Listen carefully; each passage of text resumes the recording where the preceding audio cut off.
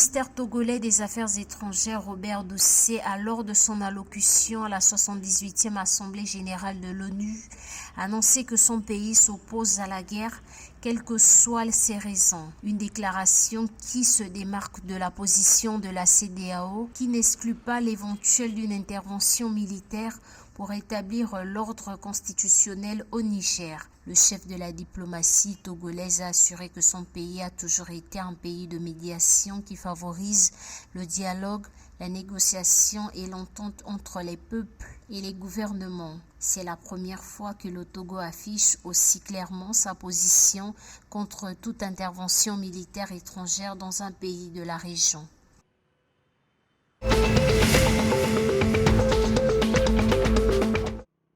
S'exprimant à l'occasion de la célébration du 63e anniversaire de l'indépendance du Mali, le président de la transition Assimi Goïta a annoncé reprendre le contrôle de tous les territoires qui lui échappent dans un contexte de regain des tensions dans les régions de Tombouctou et Gao. Le Mali, confronté depuis 2012 à la propagation djihadiste et à une profonde crise sécuritaire, humanitaire et politique qui a fragilisé le développement de ce pays d'Afrique de l'Ouest, dont le PIB était estimé à 19,14 milliards de dollars en 2021 selon la Banque mondiale.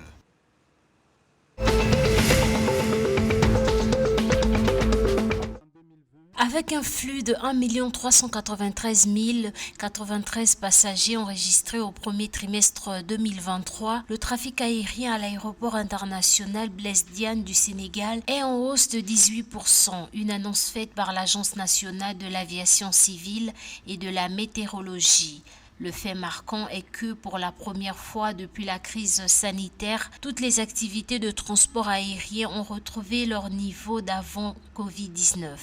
Cette tendance haussière est également remarquée dans les mouvements d'avions avec 13 725 vols enregistrés contre 12 833 vols au premier semestre 2022, soit une augmentation de 7%. L'agence souligne aussi que le nombre de mouvements en 2019 est désormais quasiment atteint à hauteur de 99%.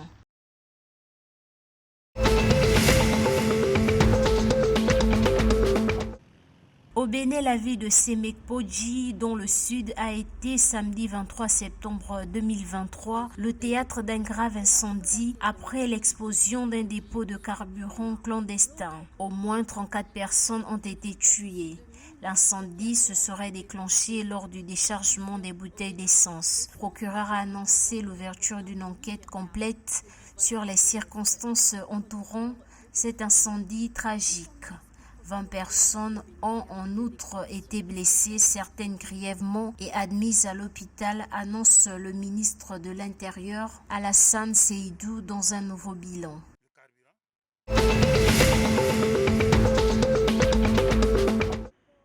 Le ministère bissau-guinéen de la Santé publique a lancé le 22 septembre 2023 à Bissau une campagne nationale de vaccination contre la méningite de type A pour les enfants âgés de 1 à 7 ans et contre le Covid-19 pour les personnes âgées de plus de 18 ans. Cette campagne de vaccination va permettre de protéger la population de la Guinée-Bissau, l'un des pays les plus touchés par la méningite de type A, même si grâce aux efforts du gouvernement et de ses partenaires, les cas de méningite ont notablement régressé.